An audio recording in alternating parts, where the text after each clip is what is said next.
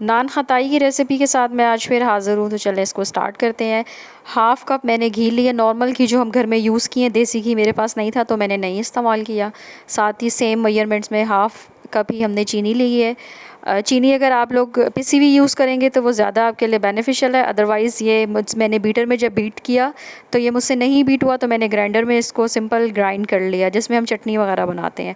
तो ये देखें बहुत स्मूथ सा एक इसका टेक्सचर आ गया, मतलब फ्लफ़ी सा, मुझे इसी तरह का ही टेक्सचर रिक्वायर्ड था। इसमें मैंने हाफ़ टी स्पून जो है वो इलायची डाली है, इलायची का पाउडर।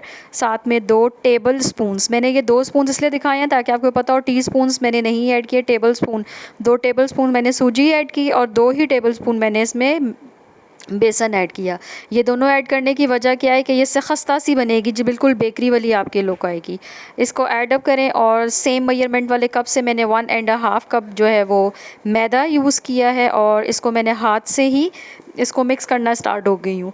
देखें ये भूरा भूरा सा आएगा, इसके जो ज़र्रात है ना ये आपको फ़ील होंगे क्योंकि सूजी इसमें ऐड की है ना। जब ये यकजां सा हो जाए तो उसमें मैंने ये हाफ़ टी स्पून मैंने जो है वो बेकिंग सोडा यूज़ किया। याद रहे बेकिंग सोडा अलग है, बेकिंग पाउडर अलग है। 1 टीस्पून मैंने बेकिंग पाउडर ऐड किया और हाफ़ टी स्पून मैंने इसमें बेकिंग सोडा यूज़ किया है। तो अब ये देखें बिल्कुल अच्छा स्मूथ सा एक बैटर बन गया है। ड्राई फ्रूट्स जो भी आपको घर में बच्चे खा लेते हो शौक़ से, जो आपके घर में अवेलेबल हो, वो हल्का सा सौते कर लें घी में।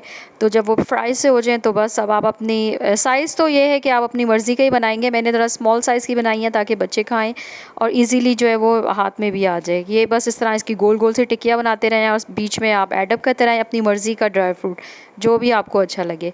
बेकिंग ट्रे में मैंने पहले से ही फॉइल लगा दिया ताकि ये स्टिक ना हो, तो ये ज़रा काम बच जाता है, आसानी हो जाती है, इसको आपको धोना नहीं पड़ता। फॉइल लिया, उठाया और फेंक दिया। इसके ऊपर मैंने जो है ये बना लिया, आपने देखा डिफरेंट टाइप के मैंने इसमें ड्राई फ्रूट्स यूज़ किए हैं। ऊपर मैंने अंडे से इसको ब्रश कर दिया है। प्री हीट ओवन में ऑलरेडी मेरा प्री हीट पे लगा हुआ था, 170 डिग्री पे मैंने इसको लगाया हुआ है। 10 मिनट्स के लिए इसको करना है, 10 to 15 मिनट्स के अंदर ये बेक हो जाएगी। ये मैंने पहले 5 मिनट्स में इसको खोल के देखा, देखें अभी ये नहीं हुआ होता, 7 मिनट पे मैंने देखा था।